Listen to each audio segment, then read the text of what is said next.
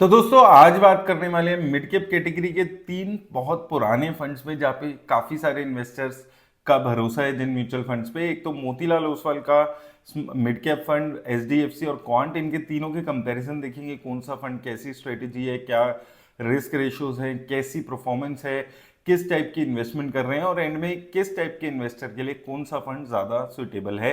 तो सबसे पहले मोतीलाल ओसवाल की बात करें या एचडीएफसी क्वांट, दोनों ही 2014 के आसपास शुरू हुए हैं। दो फंड 2013 में और एक फंड 2014 में शुरू हुआ है। बेंचमार्क तीनों का ही सेम है, निफ्टी मिड कैप 150 इंडेक्स। वहीं एसेट अंडर मैनेजमेंट की बात करें तो सबसे ज्यादा एचडीएफसी मिड कैप की 92,000 करोड़, देन मोतीलाल ओसवाल की 38,000 करोड़ और सबसे कम क्वांट मिड कैप की लगभग 8300 करोड़ के आसपास। वहीं अगर हम एक्सपेंस रेशियो की बात करें तो सिमिलर एक्सपेंस रेशियो तीनों की नजर आती है, 0.72% के आसपास मोतीलाल ओसवाल की है, एचडीएफसी और क्वांट की 0.7% के आसपास नजर आएगी। अगर हम एसेट एलोकेशन की बात करें तो सबसे ज्यादा पैसा मिड कैप में अगर आप देखते हैं तो यहाँ पर क्वांट ने लगाया हुआ है 76%। क्वांट ने अपना जो इन्वेस्टमेंट है वो स्प्रेड किया हुआ है अच्छा खासा, लार्ज मिड और स्मॉल कैप तीनों में नजर आएगा। 11% लार्ज में, मिड कैप में 77%, स्मॉल कैप में 7% के आसपास। वहीं एचडीएफसी मिड कैप में 18% पैसा स्मॉल कैप में जा रहा है और 68% पैसा मिड कैप में जा रहा है और सिर्फ 7% लार्ज कैप में जा रहा है। मोतीलाल ओसवाल की बात करें तो यहाँ पर स्मॉल कैप में कोई पैसा नहीं जा रहा है, कुछ पैसा 15% के आसपास लार्ज कैप में और मिड कैप में बाकी सारा पैसा और कुछ पैसा कैश में। वही स्टैंडर्ड एविएशन की बात करें तो सबसे कम standard aviation HDFC mid cap की है। स्टैंडर्ड एविएशन ये बताता है कि एक फंड कितना ज्यादा वॉलेटाइल है, जितनी कम स्टैंडर्ड एविएशन उतनी कम वॉलेटिलिटी रिप्रेजेंट होती है। तो सबसे कम यहाँ पर वॉलेटिलिटी एचडीएफसी मिड कैप में नजर आती है। उसके बाद क्वांट मिड कैप 16.95 और सबसे ज्यादा वॉलेटाइल तीनों में से Motilal Oswal mid cap fund है।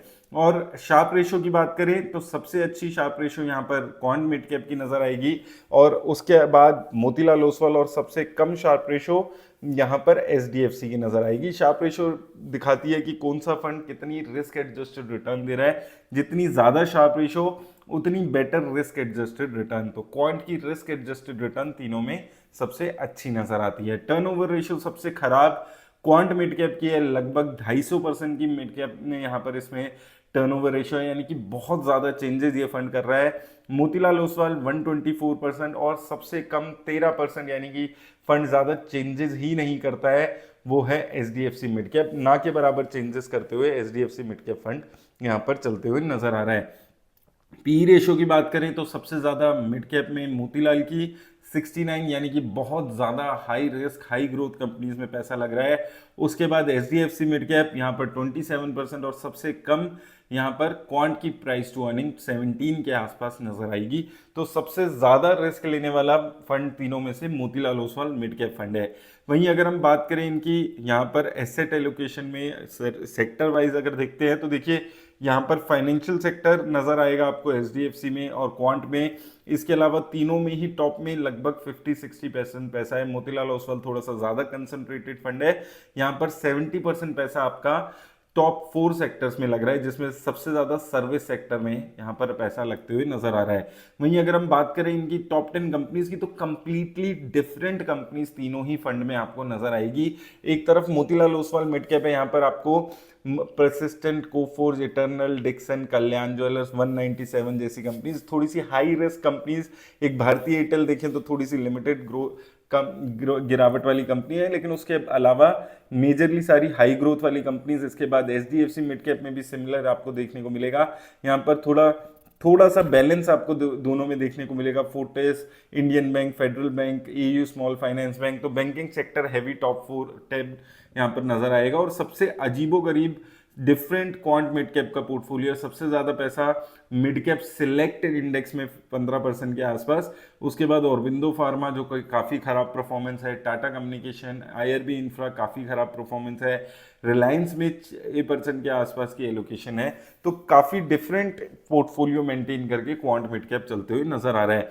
अब बात आती है अगर आप इन तीनों में से ही किसी फंड में इन्वेस्ट करना चाहते हैं तो देखिए तीनों ही फंड्स कंप्लीटली डिफरेंट फंड है। एक फंड में मोतीलाल ओसवाल मिड कैप में सिर्फ 21 कंपनीज, एचडीएफसी में 78 और क्वांट मिड कैप में 36, लेकिन ऑलमोस्ट यूनिक फंड्स हैं सारे ही। बहुत ज़्यादा कॉमन कंपनीज आपको यहाँ पर नज़र नहीं आएगी। तो अगर आप इन दो में से, तीन में से किसी दो फंड का कॉम्बिनेशन बनाने की सोच रहे हैं तो आप बना सकते हैं, बहुत ज़्यादा दिक्कत वाली बात नहीं है।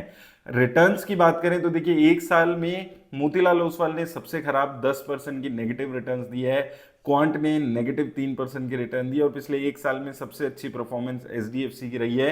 3 साल में 26% की रिटर्न है, यहाँ पर भी एचडीएफसी की और मोतीलाल की सिमिलर है, और क्वांट की काफी खराब परफॉर्मेंस है पिछले 3 साल में, लगभग 16% की। तो 3 साल से क्वांट का जो फंड है वो बहुत ही खराब परफॉर्म कर रहा है। 5 साल में मोतीलाल ओसवाल की बेस्ट रिटर्न है 29% की, देन एचडीएफसी 26% और क्वांट 24%, और 10 सालों में लगभग तीनों ही फंड्स की रिटर्न सिमिलर नजर आएगी आपको। ईयर ऑन ईयर देखें तो ईयर ऑन ईयर अगर हम बात करते हैं तो 2025 में 11% की रिटर्न रही है। क्वांट और मोतीलाल ओसवाल खराब रहे हैं, एचडीएफसी थोड़ा यहाँ पर स्टेबल फंड आपको नजर आएगा। वहीं अगर हम मोतीलाल ओसवाल की बात करें, 2024 बहुत अच्छा था 59%, 2023 भी अच्छा था 43%, 2022 में 12% की रिटर्न थी, 2021 में 58% की रिटर्न थी। तो काफी अच्छा पिछले 4-5 साल इस म्यूचुअल फंड के रहे हैं। वहीं अगर हम एचडीएफसी की बात करें, ये थोड़ा सा लोअर लेवल पे रिटर्न्स, लेकिन कंपैरेटिवली थोड़ी सी स्टेबल रिटर्न्स आपको नजर आएगी, 30, 46, 13, 41% रिटर्न्स। वहीं सबसे लोअर खराब रिटर्न्स पिछले कुछ साल में क्वांट मिड कैप की रही है, अभी 2025 में नेगेटिव, देन 21% की रिटर्न थी, 36, 20। तो तीनों में से अगर आप परफॉर्मेंस वाइज देखेंगे, सबसे खराब क्वांट मिड कैप नजर आएगा। अब एक बार समरी देख लेते हैं रिटर्न्स। 5 साल की परफॉर्मेंस की बात करें तो सबसे high Motilal Oswal mid cap की है और सबसे लो क्वांट की है। वॉलेटिलिटी सबसे ज्यादा यहाँ पर आपको मोतीलाल में दिखेगी, सबसे कम एचडीएफसी में। इन्वेस्टमेंट स्टाइल हाई रिस्क है मोतीलाल का, मिड कैप का अगर हम बात करें एचडीएफसी के तो ब्लेंड है, और एचडीएफसी मिड कैप थोड़ा सा वैल्यू ओरिएंटेड कंपनीज में पैसा लगा रहा है। वहीं कंसंट्रेटेड पोर्टफोलियो है मोतीलाल ओसवाल और क्वांट दोनों का, 20-30 कंपनीज हैं पोर्टफोलियो में। वहीं एचडीएफसी 78 कंपनीज है।